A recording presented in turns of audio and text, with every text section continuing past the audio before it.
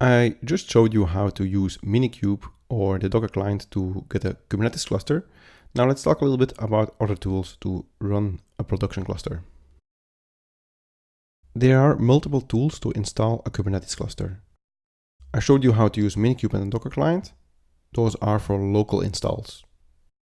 If you want a production cluster, you will need different tooling. Minikube and Docker client are great for local setups, but not for real clusters. They spin up only a one-node cluster for development and testing. Kops and Kubeadm are tools to spin up a production cluster. You don't need both tools, just one of them.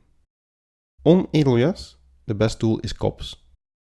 At some point, AWS EKS, the hosted Kubernetes, will also be available. At that point, this will probably be the preferred option.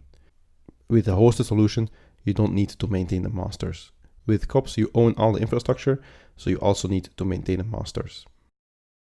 For other installs, or if you cannot get Kops to work, you can use Kubeadm. Kubeadm is an alternative approach, and Kops is still recommended on AWS. You also have AWS integrations with Kops automatically.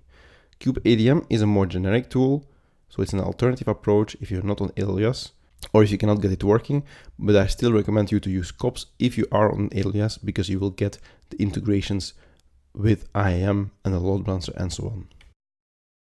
The Kubeadm lectures can be found at the end of this course and let you spin up a cluster on DigitalOcean.